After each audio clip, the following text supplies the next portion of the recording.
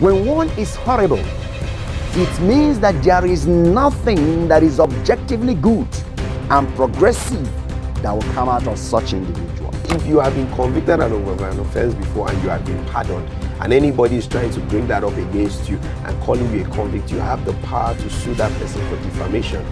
Justice must not only be done, but it must be seen by all to have been manifestly done. Every citizen has a right and every citizen has an obligation. That a plea of ultra-virus acquit or convict is very different from the plea of pardon. Trespass is that act that interferes with the peaceful. No matter how minute this, right? No matter how minute. Who comes to equity must come with clean hands.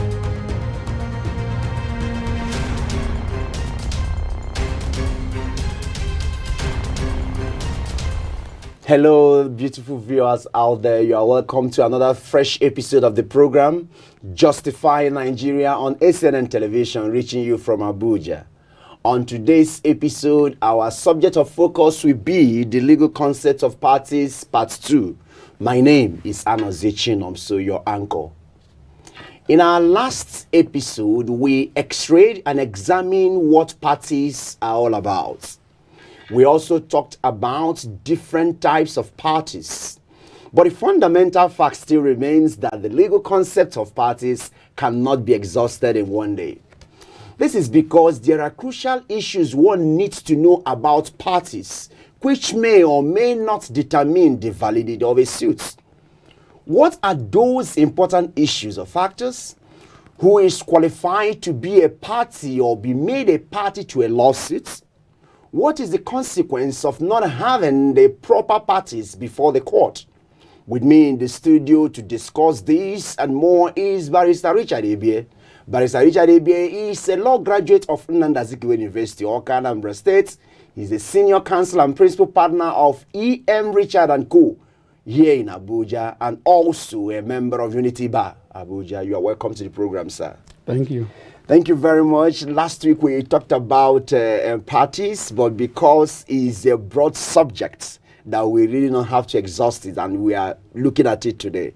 Now, Barrister, can you tell us who is qualified to be a party or be made a party to a lawsuit? When we are talking about party, who is qualified? Can anybody be a party? Who is qualified to be a party, or who can be made in a party to a lawsuit? And do that explanation to the betterment of our viewers who may not be lawyers. Thank you. Thank you. Now, by Section 6, subsection 6 of the Constitution of the Federal Republic of Nigeria, the courts generally are conferred with the jurisdiction to determine the issues, the civil rights and obligations of the citizens and even of the government. Now, the person who is qualified to be a party in a lawsuit is that person in whom the civil rights and obligations are vested. Okay. In other words, the person, for him to qualify to be a party in a lawsuit, it must be shown that that person is the person that has the civil rights and obligations created in the Constitution and conferred on him. In other words, those civil rights and obligations, they are constitutional creations, and they are legal rights which the persons are entitled to enforce if infringed upon. Okay, that means that it's an inherent right. It's a right that somebody has based on the Constitution. Yes. So once someone's right has been breached upon, yes, the person has a right to be made a party to a lawsuit. The person has the right. If your civil rights have been infringed upon, then you are the one that is entitled to take the case to court.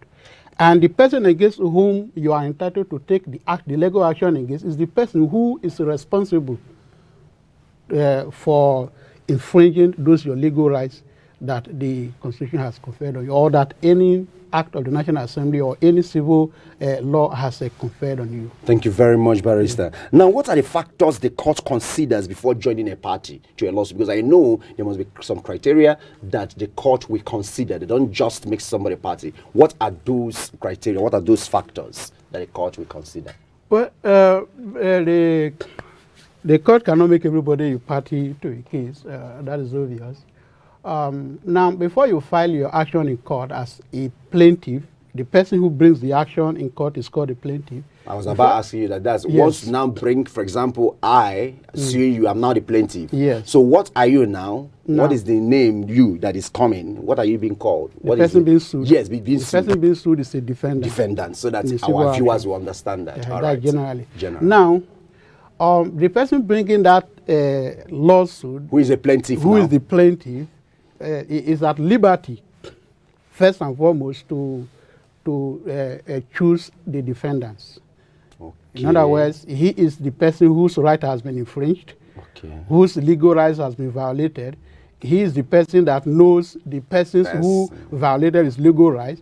So he is the person that will mention to the court, oh, these are the defendants to this lawsuit. Okay? Yeah. Now, situations will arise where, in addition to the persons that have been joined by the plaintiff as defendants, a situation will arise where the court will need to add another party, either somebody who is interested in the outcome of the case, or somebody who might be affected by the outcome of the case.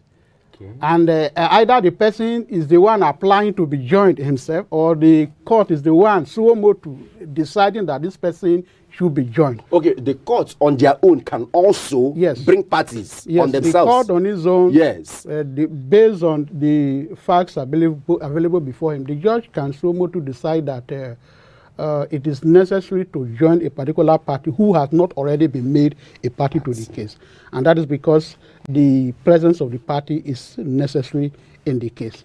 Now, whether it is the person that applied to be joined, or it is the court that applies, that suo motu decides to join the person, or it is the plaintiff that on his own, because the plaintiff, even after filing the suit, can still decide to apply for another person to be joined. Now, before taking that decision to join that party, then these are the factors that the court will consider. Okay. First is whether the cause or matter is likely to be defeated by the non-joiner of that party.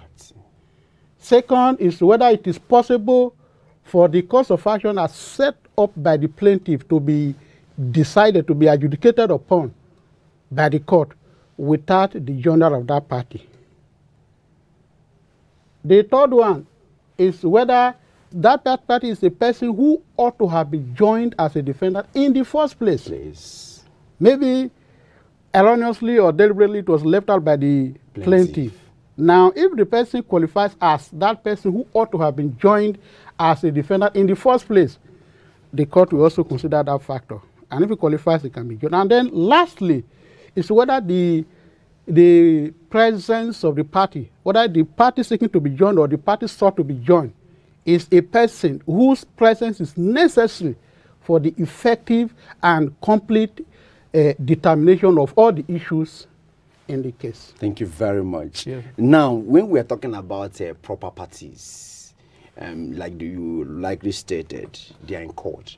But in a situation where the proper parties are not before the court, are there consequences? The proper party, yeah. What are the consequences when the proper parties are not in court? Yeah. Now, we have said that the proper party, the presence of the proper party is actually indispensable in a case. Proper party. Let me give you an example. Practical example, yes. You and I has a fight. Okay, let me not call it a fight. You attacked me, you assaulted me, and then I sustained injury, and I want to sue you for assault and battery. Yeah. And then I now went to court and sued your brother. Instead of me? Instead of you, who was not the person that assaulted me. And then at the end of the day, the facts have shown that this person that you have brought to court is not the proper person, that you just ought in a to. quick one, you talked about the issue of battery and assault. Yeah. There are some of our viewers that are not lawyers that will not know what battery is all about. So before you continue with the explanation, you're getting it right. Yeah. But what is battery? In a nutshell, an assault. Yeah. Is it the battery that we use in a car or in a war club? What is battery? No, assault is the threat of harm to somebody. That is, in legal parlance, putting the person under the immediate threat of harm to his person. That's assault. That's assault. Even if the harm did not Even if the eventually harm come to. did not eventually occur. It is called assault. Then battery. Then battery is when you actually effect the harm, when you actually effect the hurt on that person, physically inflicting bodily injury or harm on that person. That's bad. So That's go ahead battery. with your example and illustration Yes, now. thank you. And I assaulted you. Yes. And instead of you now seeing me, you are seeing my elder brother. I'm seeing your elder brother, or even your father. Probably because I believe that it's your father that has the capacity to pay the damages. Then I now sue your father. So now the first before the court will show that this is not the person that committed the act. Okay. And the person that actually committed the act was not made the party to that case. So in the absence of that person that actually committed the act, that action is incompetent. So it can nullify the whole in this Yes, suit. it can nullify the entire proceedings. Okay, in a situation where you now sue me, maybe you discover that it's my father that gingered that or that, can you now join my father as a second defendant? Yes, you can join him as a second party. But the proper person must be me. Your proper person must be you. Okay. And if that proper person is not before the court, then the action is incomplete. This is becoming more interesting. We'll hear more from Barrister Richard when we come back from break. Please do join us again. Thank you.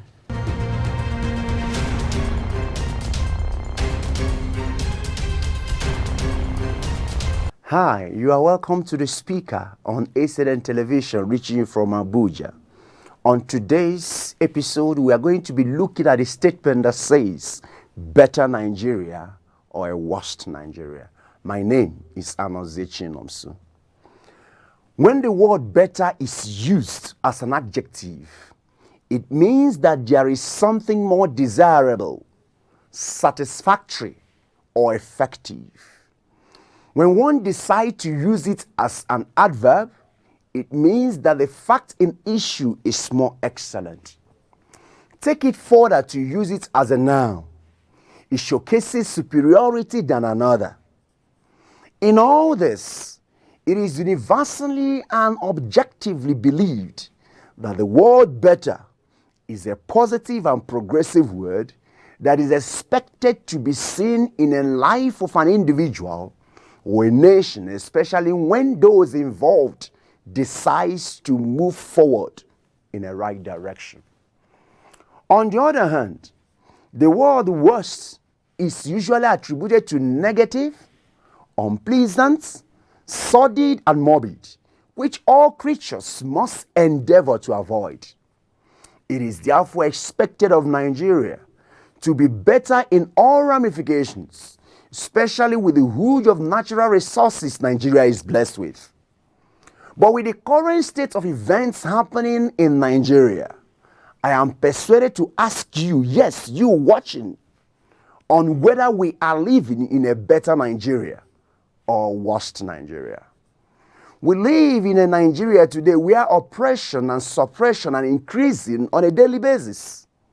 We live in a Nigeria today where Boko Haram bandits and kidnappers are treated with soft glove. In Nigeria today, demons are canonized and canons are demonized. In Nigeria today, tribalism, ethnic extraction, and religious sentiment is now the rave of the moment. With all this, I'm asking you again, are we living in a better Nigeria or a worse Nigeria? Your answer is as good as mine. In a situation where the authorities keep absolute silence, when communities are wiped out and thousands of lives and soul wasted, only to call a conference when one cow is killed, is an example of a worst Nigeria. Where a country ceases to be a federal republic but turned to become a banana republic by not taking adequate responsibility in safeguarding and protecting the lives and properties of our citizens, is a perfect picture of a worst Nigeria. In a situation where the political class is always thinking of the next election instead of thinking of the next generation, is a clear pointer to the fact that we are living in a worst Nigeria. How can it be that we cannot find an iota of conscience in the life of our political leaders? How can it be that abnormality in Nigeria is now normality, and normality and now abnormality in Nigeria? How can it be that in Nigeria today, we seem to be telling simple truth in profound ways instead of telling profound truth in simple ways? In order to justify Nigeria, I therefore speak until both the leaders and the led stop sacrificing our consciences on the altar of tribalism, ethnic extraction, and religious sentiment, and quit defending these political leaders, condemn that which is bad, ugly, and worse, and uphold that which is right, good, better, and best, we shall continue to have a worse Nigeria instead of a better Nigeria. My name is Anozechi Nomso. I just want to speak.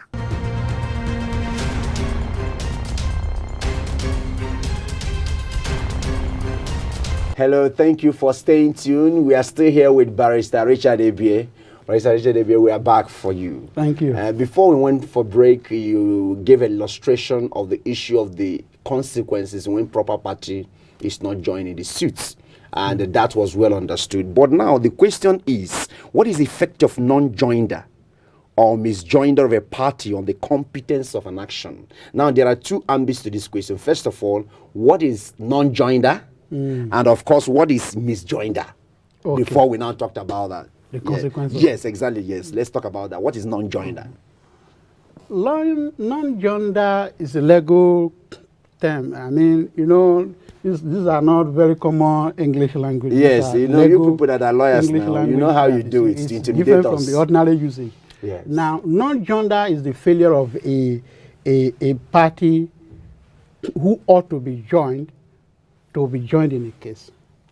In other words, that is the failure to join the particular party That's as supposed either to a defendant or a plaintiff. And he or she was supposed to have been there Yes, originally. the person ought to have been there, or maybe the person has a connection with the case or has a interest in the subject matter of the dispute, or that the outcome of the suit could affect the person's interest. Then the person should have been made a party to that lawsuit. So the ability of non-joinder is that failure to make that person. Okay, that's now the non-joinder. Non-joinder. Now, what is misjoinder? Misjoinder, just as the name implies, is the joinder of the wrong person. Okay. Joinder of the wrong person to the lawsuit. For example, the example you gave before that I had a problem, Yes. then maybe my father is also a particular party that is necessary. Then instead of joining my father, you are now going to join my teacher in secondary school. Secondary school. So that's misjoinder. That's misjoinder. Okay. That's misjoinder. All right. Okay, that's wonderful. Now, what are the consequences now? Now, the consequence is that the legal position actually is that the non-joinder or misjoinder of a party does not affect the jurisdiction of the court, the competence of the action. Okay. If the proper parties are already before the court, Yes. then the failure to join a particular person who also have an interest in the matter, it does not affect the competence of the suit, Okay. as long as the proper party is before the court. Okay? Yes. Now, let me go back to that same example. Okay. That, for instance, two of you assaulted me. Two of you assaulted me, and I don't know the whereabouts of the second person, but I know you. Okay. And then I bring a lawsuit against you, Okay. even though the two of you committed the act jointly, but I bring the lawsuit against you. Now, the failure to join that second person, it does not affect this very suit that I have brought against you. As long as you are a proper party, there's a cause of action against you, the failure to join that other person who ought to have been will joined, not affect the validity of it the does not suit. affect the validity of this suit. So the court can decide the issues as it affects the parties that are actually and before dispense the court. physical presence of the other And party. dispense with the other one that was not joined. That's the non-joinder. Non-joinder. Take, for example, I also, after joining you as the proper party, two of you committed an offense, I mean the civil wrong against me, you. the assault and battery. Yes. And then I have decided to join you as a party. Yes. And then instead of joining the other party who was part of the act, who committed the act jointly with you, yeah. and I joined another person who didn't take part in the Which act. is misjoinder now. That is misjoinder. And that alone will not affect. That's again, it will not affect the validity of the lawsuit. So That's the right. court can decide on the rights between the parties that are actually before the court. That's right. Thank you very much. Now, counsel, oftentimes we hear plaintiff, claimants. Now, are they the same thing, or they are different, or is it a matter of nomenclature? Like now, when you are posing the example before, you said, as you assume me, you are the plaintiff. Yeah. But oftentimes we also hear, or when you get a sheet of a suit, you also see claimants. Some you see Claimants. Yes, is it the same, or is it a matter of jurisdiction or nomenclature? Can you just educate our viewers on that? Because this party we are talking about parties now. Yes. Claimant and plaintiff is a matter of nomenclature. Okay. The claimant in a civil action, the claimant is the person that instituted the lawsuit. Suits. The plaintiff is also the person Yes. that instituted the lawsuit. So plaintiff, claimant is a matter of nomenclature, and they both refer to one and the same person. That is the person that instituted the legal. It's a matter of nomenclature. It's a matter of, it also depends on the jurisdiction. There are some jurisdictions that prefer to refer to the person as plaintiff in their civil rules procedure. Okay. Then there are others that also prefer to refer to the person as a claimant. So it can be a matter of jurisdiction where the people are, whether it's in Lagos or Enugu or anywhere, provided what the statute now provides, they can use that nomenclature. Exactly. Now, counsel, let's shift a little bit, but it's still important here. The issue of criminal. You discover that in criminal sheets or costly, you see states against Ikechukwu or Ikechukwu against states. Why is it states? Is states a human being? Because oftentimes people that are not lawyers will like, somebody committed murder against a particular person, and they are suing, you are seeing states instead of referring the person's name. For example, this lady that is Omoron that was raped few days ago in Akwa Ibom, Omoron by one Franklin. One Franklin. Now you discover that when the people will be taking the man to court, I mean the culprit, the person that perpetrated the act, they will now write state instead of writing that Franklin. What happens in that circumstance? Well, the fact is that it is the state that is in charge of the prosecution of criminal matters. Okay. Civil matters is between two private individuals. Okay. But once it It's becomes a criminal act, it is now between the individual committing the act against the state. States. In other words, the state has taken it upon itself to prosecute on behalf of anybody that is injured by a criminal act. Okay. So now, if for instance, the illustration I gave before, assault and battery, if you assault me, it's also a criminal act. Okay. Assault and battery? Assault. Yes. Assault. Assault is also a criminal act. How, sir? Assault is a criminal act. How That's is it? when you inflict physical injuries on somebody. Okay. For instance, you attack somebody and injure the person. It's both a civil wrong and a criminal act. So once it's criminal, the state now will come in. The state will can come in to prosecute on behalf of the victim. But if it's civil, And it's the person. that is why it is titled the state Against the person. against the individual. Okay, who thank you committed very the act. much. Thank you. You see, that is very, very wonderful. Now, we've talked about those things and misjoined and what have you. Now, before we go, we just have a few minutes. What are some types of lawsuits and the nomenclature the parties go with? Because you can see some, just like we've discussed, what are some of the suits? Because I can see oftentimes when during the election petition, instead of using claimants now, they are using petitioner. Please take it from that ambit. What are the lawsuits and the kind of nomenclature to go with, so that our viewers that are non-lawyers will be able to appreciate certain things as regards to law? All right. In a civil transaction, in a civil lawsuit, generally, the person instituting the action is either the claimant or the plaintiff. That is where it is a civil claim. Okay. In the civil action, Okay. the person against whom the action is instituted is called the defendant. Defendants. Yes. Okay. Why the person Using who the example instituted the you action. gave before, you are suing me, I'm the Yes. defendant, you are now the plaintiff. Exactly. Okay, all right.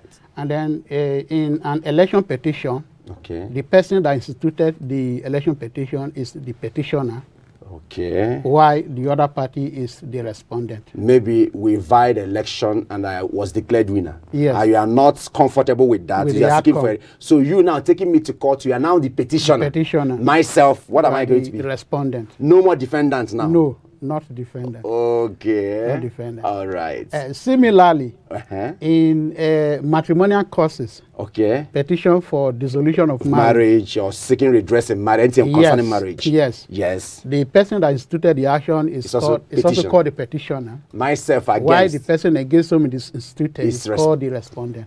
Okay, so if in case now maybe you won in the first instance, and I want to appeal to higher court, maybe court of appeal, will the nomenclature change? Yes, it will. So what will happen? What are we going to be called? Now, if at the end of the day the court decided in my favor at the trial court, Yes, now maybe sack me from being a governor, and I'm not happy. I want to go to Supreme Court. Yes. What happens? so you are appealing, Yes. you will now be the appellant. No more plaintiff or claimant. No again. more plaintiff or claimant. So you are the appellant when you now go on appeal Yes. to either the Court of Appeal or Oh, the Supreme Supreme Court, Court, as yes. the case may be. So you are the appellant while Yes. the other party is the respondent. Okay, you still remain the respondent. Yes, remain the respondent.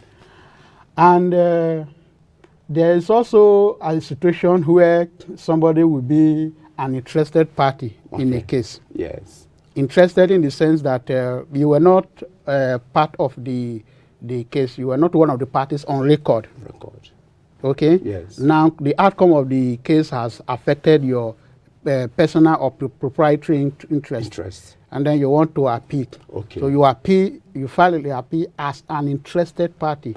Section 243 of the Constitution allows you to do that. Oh, is it even a constitutional right? Yes, it's a constitutional right. You file an appeal, even though you were not a party to the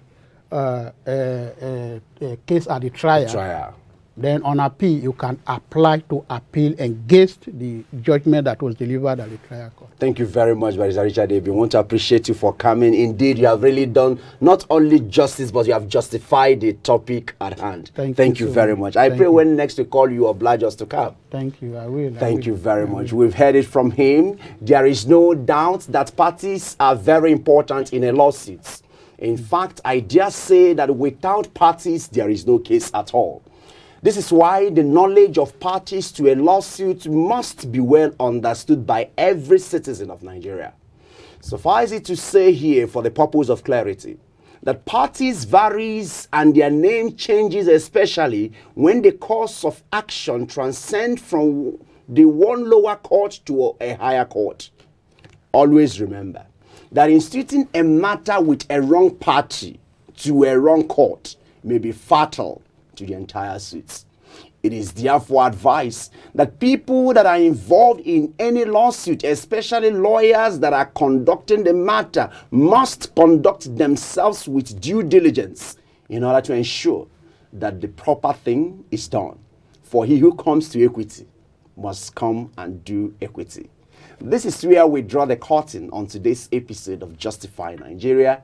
Join us same time, same station on another fresh episode of the program. My name is Anozichinam, so saying bye for now. When one is horrible, it means that there is nothing that is objectively good and progressive that will come out of such individual. If you have been convicted of an offense before and you have been pardoned, and anybody is trying to bring that up against you and calling you a convict, you have the power to sue that person for defamation. Justice must not only be done, but it must be seen by all to have been manifestly done.